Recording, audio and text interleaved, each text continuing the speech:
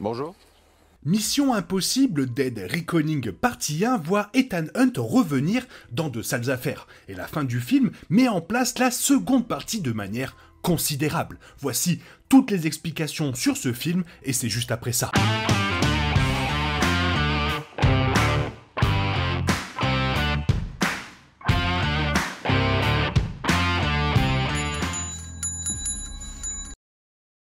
Tom Cruise revient jouer Ethan Hunt alors que lui et ses amis recherchent la clé de l'entité, un programme d'intelligence artificielle qui a évolué au-delà de ses paramètres initiaux, tout en étant suivi par la CIA, Gabriel et Grace, une voleuse mystérieuse. Après avoir failli mourir dans un train, Ethan et Grace sont sauvés par Paris, qui les retient avant que le wagon dans lequel ils se trouvent ne tombe du pont et explose. Paris, proche de la mort, dit à Ethan que la clé déverrouille la chambre de l'entité, située dans le sous-marin russe Sébastopol. À l'approche de Kittredge, Ethan et Grace décident qu'ils devraient prendre le seul parachute et s'échapper, laissant Grace accepter l'offre encore tacite de Kittredge de rejoindre le FMI.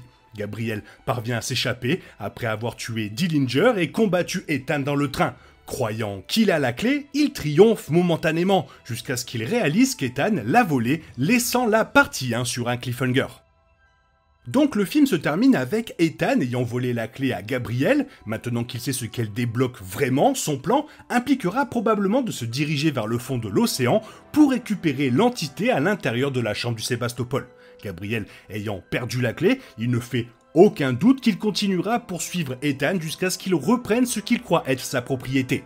Gabriel a prouvé qu'il était incroyablement doué, mortel et ingénieux, et il ne reculera devant rien jusqu'à ce qu'il récupère la clé. Ethan devrait également trouver un moyen de travailler contre l'entité, ce qui pourrait signifier utiliser des appareils non technologiques et surtout se terrer. Il est possible que la nouvelle mission d'Ethan, s'il choisit de l'accepter, impliquera de travailler avec Grace. Elle travaille peut-être maintenant aux côtés de Kittredge au FMI, mais on ne peut pas lui faire confiance. Il est donc probable que Grace deviendra un agent compliqué comme Ethan l'a fait dans le passé. Ethan ne la laissera pas se débrouiller seule, car ils se sont liés dans des circonstances dangereuses et potentiellement mortelles, et l'agent de longue date du FMI gardera sûrement un œil sur elle en attendant. Ethan a une mission encore plus perfide devant lui, et il devra intensifier s'il veut arrêter ses ennemis avant que quelqu'un d'autre ne s'en empare.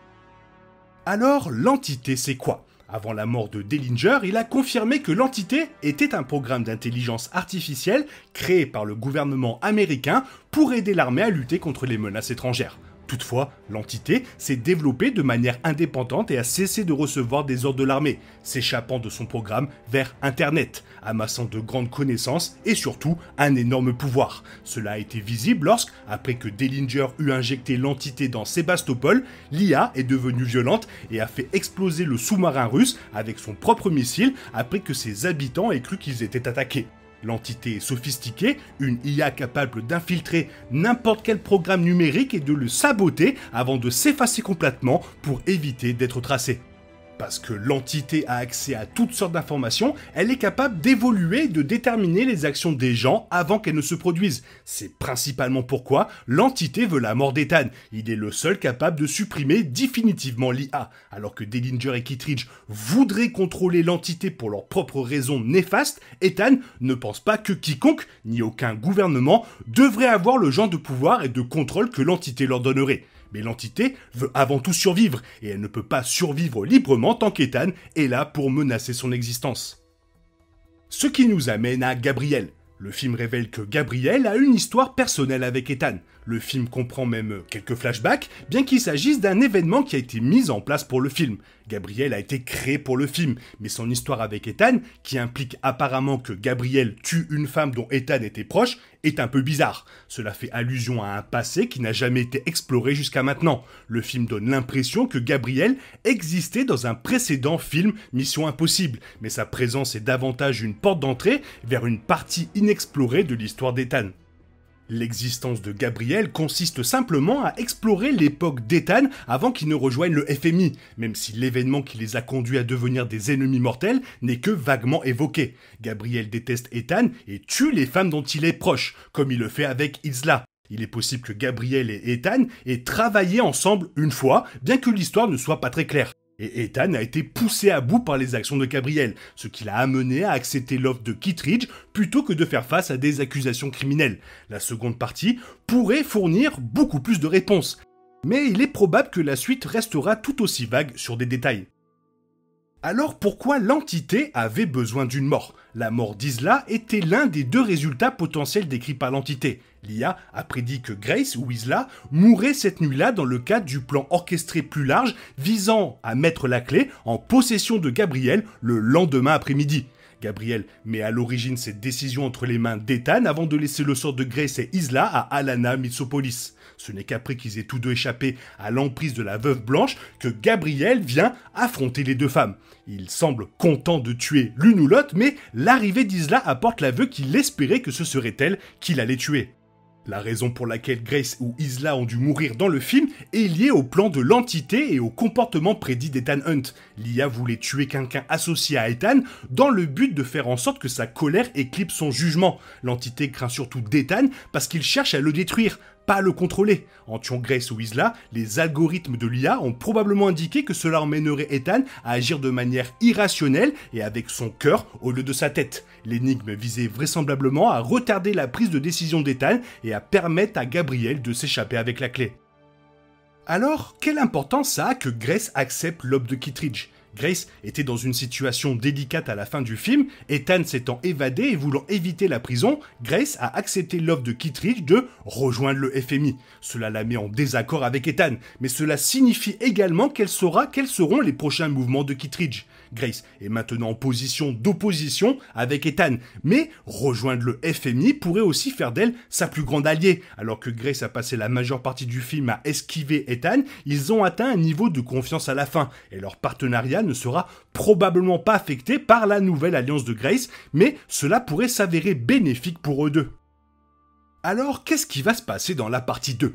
La première partie s'arrête sur un cliffhanger qui définit ce qui va arriver dans la seconde. Grace, travaillant avec Kittredge, crée une grande tension entre elle et Ethan, et maintient Kittredge dans le jeu dans un avenir prévisible. Ethan, volant la clé de Gabriel, le maintient également comme un ennemi pour la seconde partie et augmente les enjeux de leur conflit continu. Ce film divise les personnages en 3 factions à la fin, et bien que Gabriel n'ait plus la clé, l'entité est toujours de son côté. La partie 2 verra probablement Ethan et Gabriel courir et nager pour se rendre au sous-marin, avec Kittredge et Grace non loin derrière. Il y a beaucoup de choses qui peuvent mal tourner et la fin du film laisse suffisamment de place pour plus d'action et de suspense à venir, avec des alliances changeantes et Ethan et son équipe probablement forcés de se cacher jusqu'à ce qu'ils puissent proposer un nouveau plan que l'entité ne pourra pas manipuler. La partie 1 rassemble les chemins des personnages avant de les séparer une fois de plus avant la deuxième partie. Il est possible que la suite introduise une pléthore de nouveaux rebondissements, bien que les objectifs d'Ethan restent les mêmes. Alors, quelle signification?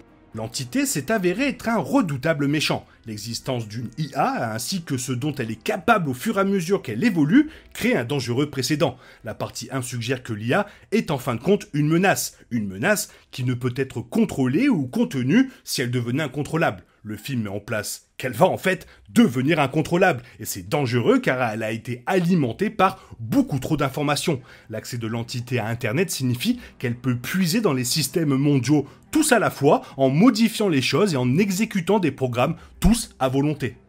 Non seulement l'IA est le danger clair et présent, mais le problème est aussi de savoir comment elle est utilisée et manipulée par ceux qui sont au pouvoir. Les gouvernements se battraient pour en prendre le contrôle, afin qu'ils puissent faire ce qu'ils veulent sans que personne ne le sache. L'argument serait avancé, comme c'était le cas avec Dillinger et Kittredge, que l'utilisation de l'IA serait pour des raisons de sécurité nationale, mais un tel programme donnerait le contrôle à ceux qui n'ont pas de bonnes intentions. L'IA peut être utile, mais ce film expose les dommages qu'elle peut causer et ce qui pourrait arriver si elle est contrôlée par des agences de renseignement pour que des mauvaises raisons. On a rarement vu Ethan Hunt dans cet état. Chercher à droite, à gauche, qu'est-ce qui se passe, c'est qui l'ennemi? C'est un robot, écoute mon gars. Terminator, le jugement dernier, il avait dit James Cameron, hein, c'est tout. Tatin. C'est tout, le jugement dernier. Toi, qu'est-ce que tu as pensé de ce film? N'hésite pas à me laisser ton avis dans la zone commentaire. Sinon, il est temps pour toi de reprendre le cours normal de ta vie. Et on se retrouve demain pour une nouvelle vidéo. Bisous, bye bye.